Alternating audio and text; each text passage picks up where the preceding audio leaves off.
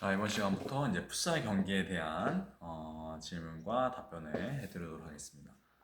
아, 일단 직접 프리킥에 대해서 물어볼 수가 있는데요. 직접 프리킥에 대해 설명하세요. 물어보면 직접 프리킥 같은 경우에는 이제 직접 한 번에 골로 인정이 되는 그런 프리킥이며, 그리고 만약에 직접 프리킥을 찼는데 실수에 의해서 우리 팀 골대로, 자기 편 골대로 들어갔다면 상대팀에게 코너킥이 주어지게 되어집니다. 그리고 심판은 팔을 수평으로 뻗어서 공이 진행되는 방향으로 팔을 뻗어주고, 직접 프리킥임을 관중들이나 이제 심판들에게 알려주고, 상대팀의 파울이란 누적 파울이라는 것을 대기심이나 이제 앉아있는 심판들에게 알려주는 역할을 수행하게 됩니다. 그리고 풋살 경기에서 직접 프리킥에 해당하는 반칙에 대해서 물어볼 수가 있습니다. 이것은 풋살과 축구가 동일한 상황인데요. 일단은 이제 차징을 했을 때, 그리고 태클을 심하게 했을 때, 그리고 손으로 고의적으로 손을 핸드볼을 했을 때, 그리고 점프해서 덮치려고 했을 때, 그리고 푸싱 했을 때, 그리고 발로 이제 차려고 했을 때, 키킹 했을 때, 그리고 때리려고 했을 때, 그리고 그리고 침뱉거나 깨물거나 했을 때, 그리고 홀딩 했을 때, 이렇게 10가지 경우라고 생각하시면 되겠습니다. 그리고 킥인 규정에 대해서 설명하세요 라고 물어볼 수 있는데요. 축구에서는 트로인을 하지만 요 풋살에서는 발로 차서 킥인을 하게 되어집니다. 터치라인을 완전히 벗어나거나 아니면은 천장에 볼이 닿거나 하게 되어지면 킥인이 주어지게 되어집니다. 그리고 직접적으로 킥인에서 직접적인 득점은 불가능합니다. 그리고 킥인 터치라인을 넘어간 그 지점에서 공을 놓는 위치는 25cm 이내여야 합니다. 그리고 킥인이 시작되면은 4초 이내에 볼을 보내야 하는 특징이 있습니다. 그리고 킥인을 할 때는 정지된 상태에서 킥인을 해야 하며, 이 볼이 터치라인을 완전히 벗어나게 되면 그때부터 플레이가 재개됩니다. 그리고 간접 프리킥에 대해 설명하세요 라고 물어볼 수 있는데요. 간접 프리킥이 주어지게 되면은 주심은 손을 위로 높게 들고, 볼이 뭐 다른 선수에게 터치가 되기 전까지 손을 들고 있어야 되고, 아웃 오브 플레이 될 때까지 손을 계속 들고 있어야 합니다. 그리고 만약에 찼는데 골대로 바로 들어갔다 라고 하면은 상대팀 선수에게 골 클리어런스라는 것은 페널티 에어리어 안에서 골키퍼가 손으로 공을 던지는 행위인데요. 그거 골 클리어런스가 주어지고요.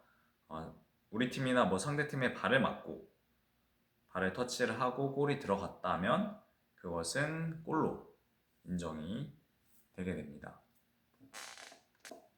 그리고 이 간접 프리킥 한 볼이 실수로 우리 편 골대로 들어갔다면 이건 상대팀에게 코너킥이 주어지게 됩니다. 자, 페널티킥에 대해서 설명하세요 라고 물어볼 수 있는데요. 페널티 에어리어 안에서 선수가 직접 프리킥에 해당하는 아까 말씀드린 10가지 상황에 반칙을 했다면 요 페널티킥이 주어지게 됩니다. 그리고 세컨드 페널티킥에 대해서 설명하세요 라고 물어볼 수가 있습니다. 세컨드 페널티킥이란 것은 페널티킥 지점보다는 좀 더 멀지만 골대와 10m의 간격을 두고 직접 프리킥을 하는 것을 의미합니다. 그리고 직접 프리킥을 할 때는 수비벽을 쌓을 수 없고요. 이 세컨드 페널티에 주어진 경우에는 수비벽을 쌓을 수 없고, 이 킥을 하는 선수는 무조건 슈팅을 해야 됩니다. 옆으로 패스를 할 수도 없습니다. 그리고 이 공이 뭐 골포스트를 맞거나 아니면은 골키퍼를 맞거나 공이 완전히 밖으로 나가기 전까지는 이 공을 키커 외에는 아무도 건드릴 수 없습니다. 그래서 팀 파울이 5개 이상 발생되고 6개째부터 이 세컨드 페널티킥이 주어지게 되고요. 그리고 하프라인과 요 10m 세컨드 페널티킥 사이에서 발생하는 6번째 이상의 파울들에서는 무조건적인 세컨드 페널티킥이 주어지게 됩니다. 그리고 이런 경우도 있는데요. 이 세컨드 페널티킥이 10m인데 요 페널티 라인이 6m입니다. 그래서 6m와 요 10m 사이에서 일어났을 때는 이 6m와 10m 사이에서 반칙이 일어났을 경우에는 이 팀에게 선택권이 있습니다. 이 10m에서 세컨드 페널티킥을 찰 것인지 아니면은 이 10m, 6m 사이에서 직접 프리킥을 할 것인지 정할 수가 있습니다. 그리고 골대 규격에 대해서 물어볼 수가 있습니다. 그래서 이럴 때는 이제 골대 가로 길이 같은 경우에는 3m, 그리고 세로 길이 같은 경우에는 2m입니다. 그리고 이 골대는 이 골라인의 중앙에 세워져야 하고, 그리고 이 골대는 지면의 색상과는 달라야 합니다. 그리고 골포스트의 두께는 8cm입니다. 그리고 풋살 공에 대한 규격이 나올 수가 있습니다. 풋살 공은 이제 축구공 같은 경우에는 67에서 69cm죠.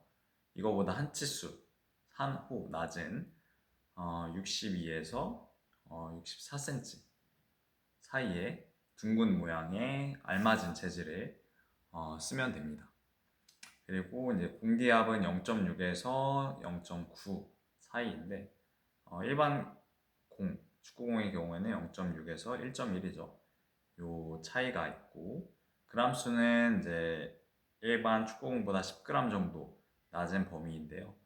400에서 440g 사이입니다. 일반 축구공은 410에서 450g이 규정입니다. 그리고 이제 바운드의 높이는 2m 높이에서 떨어뜨렸을 때 한 50에서 60cm 사이가 이제 바운드 되면 바운드의 통과 기준입니다. 좀 더 정확히 말씀드리면 이제 바운드의 높이는 50에서 65cm까지입니다. 그리고 풋살장 경기장 규격에 대해서 물어볼 수가 있습니다. 그래서 터치라인의 길이는 38에서 42cm, 2m 사이. 그리고 이제 골라인의 길이는 20에서 25m 사이입니다. 근데 보통 일반적으로는 이제 40m의 가로 길이, 그다음에 세로 길이는 20m라고 보시면 되겠습니다. 그리고 풋살 경기 인원에 대해서 물어볼 수 있는데요. 이제 5명이 플레이 인원이며 2명이 퇴장당하면 플레이를 할 수가 없습니다. 1명까지는 퇴장을 당해도 4명으로 플레이는 할 수가 있고, 4명은 필드 플레이어, 그 다음에 1명은 이제 골키퍼라고 보시면 됩니다. 그리고 선수 교체 인원과 횟수에 대해서 물어볼 수가 있습니다. 선수 교체는 보통은 피파에 따르면 피파의 규정은 9명까지 가능합니다. 그리고 9명까지 가능하며 이제 국가대회 같은 경우에 10명까지 가능한 것으로 나와 있습니다. 그리고 이제 교체 횟수는 이제 무제한이라고 보시면 되겠습니다. 그리고 협의가 된다면 이 교체 인원은 바뀔 수가 있고요. 그리고 협의가 안 되면은 그냥 9명으로 9명까지 교체 인원이 되는 것으로 되어 있습니다. 골키퍼 교체 절차에 대해서 이제 물어볼 수가 있습니다. 골키퍼 교체 같은 경우에는 주심에게 통보하지 않고도 골키퍼를 교체를 할 수 있습니다. 그리고 골키퍼와 이제 위치 교환을 할 수 있는데 이때 경기가 중단된 상태여야만 요 골키퍼와 이 선수 간의 교체가 가능합니다. 그리고 골키퍼 교체 절차에 대해서 이제 물어볼 수가 있습니다. 골키퍼는 경기 중에도 아무 때나 주심에게 알리지 않고 이제 예비 골키퍼와 이제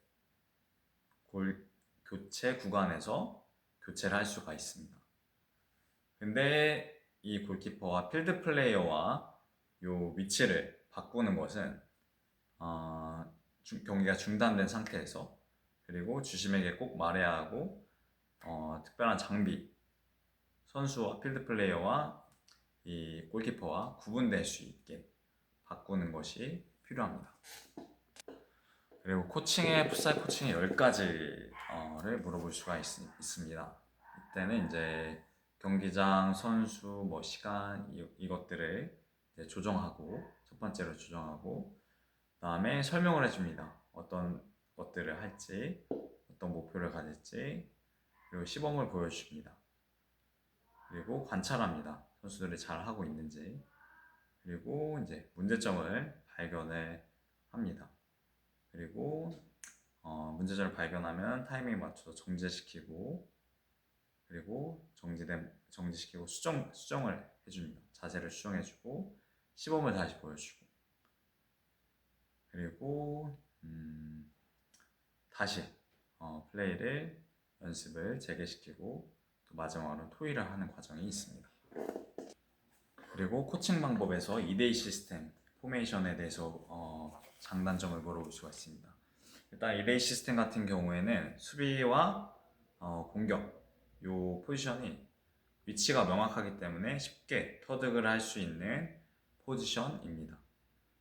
그러나 문제는 공격이 2명이 수비에게 막히게 되면은 공격을 마무리할 수 있는 공간이 많이 나지 않는다는 것이고 그리고 이 수비와 이 공격의 사이 간격이 넓기 때문에 공격이 수비로 그리고 수비가 공격으로 전환시키기가 좀 어려운 포메이션이기도 합니다.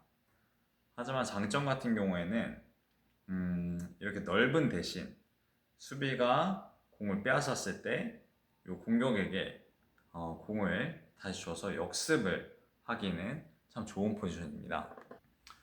그리고 한 가지 더 단점은 수비가 2명의 수비가 너무 깊게 들어가 있으면은 요 상대팀에서 측면이나 중앙에서 장거리 슈팅을 자주 때릴 수 있다는 그러한 단점도 있습니다. 쉽지만 그렇게 좋은 포지션은 아닐 수 있습니다. 그리고 1-2-1 시스템의 이제 장단점을 물어볼 수가 있는데요. 1-1 시스템은 이제 장점이 많은 그런 포메이션입니다. 단점은 딱 하나인데요. 1-2-1이기 때문에 이 한 명이 이 골키퍼의 시야를 상대팀의 슈팅을 하는 것에 가려서 골키퍼의 시야를 좀 안 좋게 할 수 있다는 것인데요. 이 2명, 1-2-1이기 때문에 이 2명이 왔다 갔다 하면서 수비도 도울 수 있고 공격도 도울 수 있습니다. 그래서 서포트가 좋고 그다음에 공수 전환도 빠르다는 장점이 있습니다. 그리고 이제 피벗 플레이라는 게 있는데 이 중앙 공격수가 이 미드필더 사이에서 위치를 해서 공을 가운데서 받아주고 양옆으로 뿌려주는 역할을 이제 피벗 플레이라고 하는데 피벗 플레이가 굉장히 중요한 역할을 감당한다고 볼 수가 있습니다. 그리고 포지션을 자유롭게 운용할 수 있다는 장점도 있습니다. 그리고 이제 3-1 포메이션에 대해서 이제 장단점을 물어볼 수가 있습니다. 3-1 포메이션은 이제 하프라인 근처에서 수비수 1명, 앵커 1명과 그다음에 양쪽에 미드필더들이 서 있고 한 명의 피벗이 앞으로 나가 있는 이런 상태입니다. 그래서 이제 측면에서 공간이 활용이 되게 좋은 부분이 있습니다. 그리고 121 시스템과 이제 비슷한 부분이 있지만 로테이션 하기가 쉽지가 않습니다. 요 세 명이 하프라인 근처에서 있기 때문에 로테이션을 돌리기가 어렵습니다.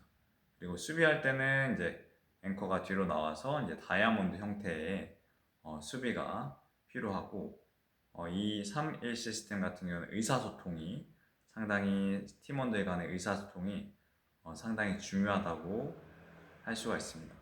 그러나 이제 수비가 3명으로 이루어져 있기 때문에 수비로의 전환이 상당히 좋다고 볼 수가 있습니다. 그리고 이제 피벗과 앵커의 역할이 상당히 중요한 역할을 하고 있습니다. 그리고 단점 같은 경우에는 골키퍼의 시야를 이제 수비가 3명이기 때문에 골키퍼의 시야를 좀 잘 가릴 수 있다는 점이 있습니다. 그리고 풋살 경기에서 필요한 기술 5가지를 물어볼 수가 있습니다. 그래서 이제 드리블, 패스, 다음에 슈팅, 다음에 헤딩, 리프팅까지 5개를 말씀하시면 됩니다. 그리고 피벗의 종류에 대해 물어볼 수가 있습니다. 그래서 이제 고정 피벗이 있고요. 이제 포워드로서 이제 계속 공격수 위치에 있어서 중앙 공격수 위치에 있는 고정 피벗이 있고요. 움직이는 피벗이라고 해서 이 피벗의 위치를 측면에는 아라와 계속 바꿔주고 로테이션하는 방식이 있고 이제 속임수 피벗이 있습니다. 원래는 사이드 플레이어 아라이지만 피벗처럼 움직이고 공간을 만들어주고 득점을 하는데 도움을 주는 플레이어입니다.